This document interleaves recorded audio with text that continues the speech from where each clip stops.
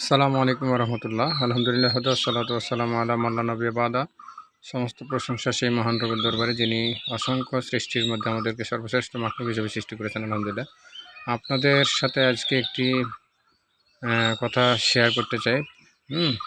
এই যে দেখতে পাচ্ছেন দোকানটি আমাদের বাদের পাশে, আমাদের গ্রামের 3টে দোকান। তার মধ্যে এখানে বাদের পাশেই নদীর পাশে যে দোকানটা দেখতে পাচ্ছেন সেটি হচ্ছে বেলাল মামার দোকান। তিনি মারা গেছেন প্রায় 7-8-9 মাস হয়ে গেল। এরকম তো আগে ধরেন গুল বিড়ি এলে বেচতো, তো প্রত্যেক দোকানে বেচে। আসলে ফেন্সিডিল, হেরোইন এগুলোই কি শুধু নেশাদার দ্রব্য? না, গুল বিড়ি জর্দা পান যতগুলো আছে এগুলো সব কিন্তু নেশাদার দ্রব্য। বিড়ি, সিগারেট, গুল, জর্দা সবই নেশাদার দ্রব্য। তো আলহামদুলিল্লাহ মামিটা আমার চাচি হবে, মামি হবে।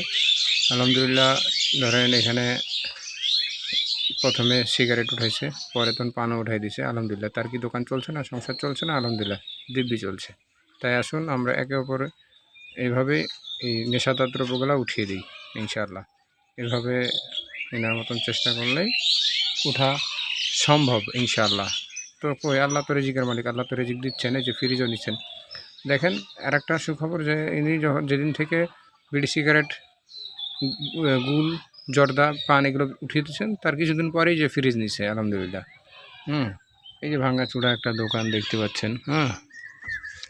আপনাদের না দেখালে বুঝতে পারবেন না। মামিটা এখন একটু অসহায়, নিজেই দোকান করছে। তো আসলে এই যে দেখতে পাচ্ছেন এখানে আমরা বসি, এই যে বাদ এখানে।